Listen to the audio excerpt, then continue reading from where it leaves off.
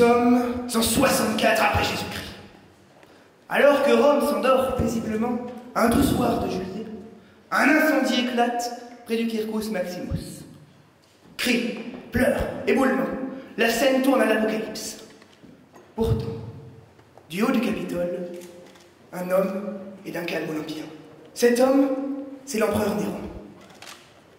Émerveillé par le spectacle funeste qui lui est donné à voir, il se sent pris d'un doux désir pyromane de laisser le feu faire son œuvre. Pire, il décide d'envoyer ses hommes de main dans les rues à attiser les flammes. Dans un chaos de corps brisés, Rome est à sang. Le 25 juillet 64, lorsque Rome se réveille enfin, cendres et cadavres composent un immense champ de ruines. Comment une ville si riche, si puissante, au sommet de son art au 1er siècle, a-t-elle pu donner le pouvoir à un homme mu par ses désirs, ou plutôt ses pseudo-désirs de créativité artistique, plutôt que par la volonté du peuple, prendre le pouvoir? Ce fragment d'histoire résonne parfaitement dans la bouche de Clémenceau. On ne peut jamais savoir ce qu'il peut advenir d'un homme qui possède à la fois une certaine conception de ses intérêts et un fusil. Le fusil, c'est bien sûr le pouvoir sur autrui. Et si celui à qui on confie le pouvoir est plus mu par ses intérêts que par l'intérêt général, très vite, des milliers de citoyens peuvent en subir les conséquences. Alors, c'était comment? Ça vous a plu? Vivant, non, comme anecdote? Madame Parly, non? Ne me dites pas que vous m'avez cru. Ne me dites pas que vous m'avez cru une seule seconde que ce que je racontais était vrai. Encore une fois, vous avez bu ces sornettes. Encore une fois, vous vous laissez avoir par cette rhétorique de déconstruction ad personam. Il est facile de critiquer un ennemi invisible, un grand méchant Néron qui fait régner la terreur sur la ville. Mais Clémenceau ne fait là rien de mieux, certes avec plus de style. Mais que fait-il, hormis nous dire « Attention, ne donnez pas le pouvoir à n'importe qui ». Il est trop facile de déconstruire ses adversaires. Cette rhétorique est à la portée de tout le monde, pas plus tard qu'hier. Alors que je rentrais paisiblement chez moi, voilà qu'un retraité aigri aux allures de prophète m'aborde pour me dire « Oh, vieux fou, pourquoi avez-vous donné le pouvoir à cet imbécile? Qu'est-ce que vous faites? Des clientélistes, j'en ai vu passer, mais celui-là c'est le pire. On en est où ?» Enfin, messieurs, dames, ne nous laissons plus avoir. Arrêtons de subir ces mises en garde permanentes qui nous empêchent de créer. Mes amis, lancez-vous, innovez, disruptez, créez, inventez, découvrez. Il y a une majorité d'étudiants dans cette salle.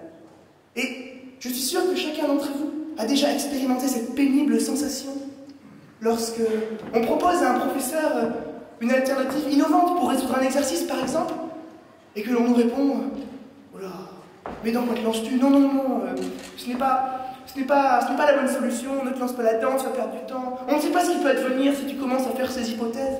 Arrêtons, lançons-nous, arrêtons de nous laisser dicter notre vie par ces gens qui veulent rester dans la norme. Sortons de ce mode de fonctionnement. Finalement, ceux qui ont une certaine conception de leurs intérêts sont ceux qui refusent de sortir des schémas classiques, sont ceux qui ne voient pas le bon dans le projet de chacun, qui ne savent pas tirer le meilleur de chaque personnalité. Et l'histoire nous le rappelle bien. Si au XVIIIe siècle, les Lumières, contre l'asie générale, contre la teneur philosophique de l'époque, n'avaient pas jeté les prémices de la Révolution, qui l'aurait fait à leur place? Si au XIXe siècle, Stephenson, allant à l'encontre des principes de la mécanique, n'avait pas été le seul à croire qu'une machine à vapeur pouvait tirer une masse de fer aussi importante qu'une locomotive, qui aurait inventé le train? Si au XXe siècle, Einstein, contre le dogme de la mécanique classique, n'avait pas pondu cette magnifique théorie qu'est la relativité générale, comment pourrions-nous vivre aujourd'hui dans un monde si connecté? Mes amis, vous l'avez compris, ne subissez pas la loi de la norme, lancez-vous, n'écoutez pas les sempiternelles mises en garde des gens qui veulent vous empêcher d'innover. Finalement, je vais vous dire de désobéir, car comme Victor Hugo l'a dit, au fond, Dieu veut que l'homme désobéisse, car désobéir, c'est chercher.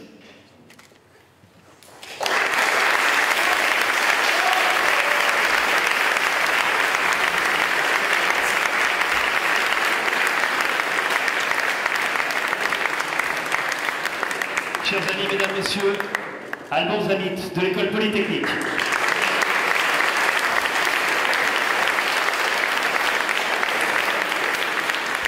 L'exercice maintenant, c'est de répondre aux questions des membres du jury qui sont au premier rang.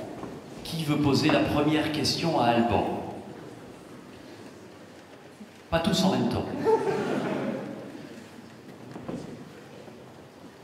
Est-ce que, conformément à votre thèse, un militaire brillant est un homme raisonnable?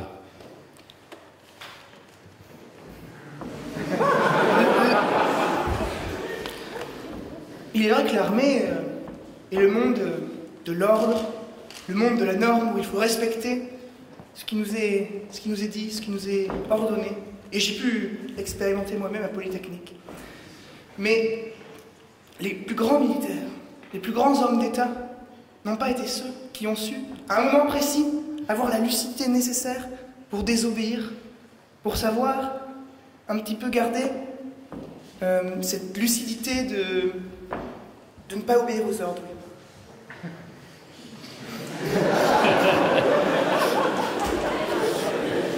La question était de l'amiral Arnaud de Tarlet. D'autres questions? Philippe Besson? Un militaire qui apprenne à désobéir, est-ce que ce n'est pas un tout petit peu trop impertinent? Ça l'est tout à fait. Et justement, Vous voulez faire carrière ou pas? moi, je veux innover. Mais je me conforme là au précepte de Madame la Ministre qui nous avait demandé de faire preuve d'impertinence, d'humour, de sens du verbe. Et voilà, j'appelle non pas à désobéir contre tout, contre vents et marées, j'appelle à désobéir dans le bon sens du terme, lorsque la désobéissance est féconde pour la création. Très bien.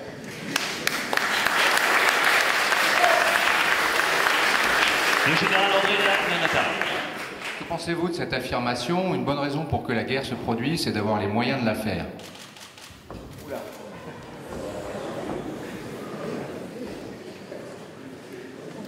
Comme on dit, je vous réponds par un adage, si tu veux la paix, prépare la guerre.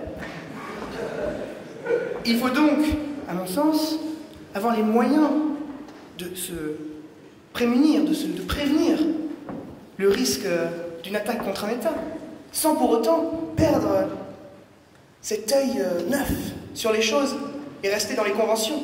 Il faut se donner les moyens et se donner les personnalités capables d'apporter cette bribe d'innovation.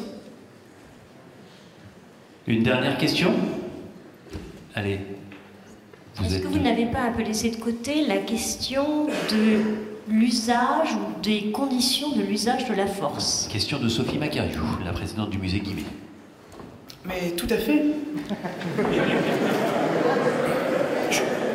Mais plutôt que de rester au stade matériel, fusil, lance, pierre, je ne sais pas, j'ai voulu m'élever, prendre donner une teneur philosophique au terme fusil qui pour moi est une représentation de l'exécutif, qui pour moi est cette représentation de la force. La force n'est pas simplement la force physique, la force est l'exécutif. Et cela nous fait rebondir justement sur ces idées des Lumières, de la séparation des pouvoirs. Il ne faut pas que celui qui détient l'exécutif détienne également le législatif, auquel cas il ferait les lois selon ses intérêts personnels et il pourrait les faire appliquer avec la force nécessaire. Bertrand Perrier, une dernière question? Alban, vous êtes aspirant. En répondant à la question, vous avez tutoyé un général 4 étoiles ou 5 étoiles. Ça fait quoi?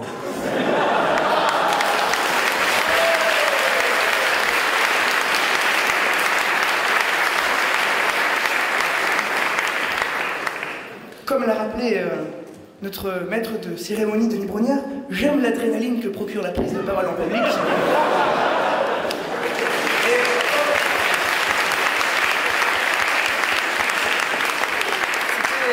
C'était en quelque sorte un plaisir personnel que je me suis autorisé.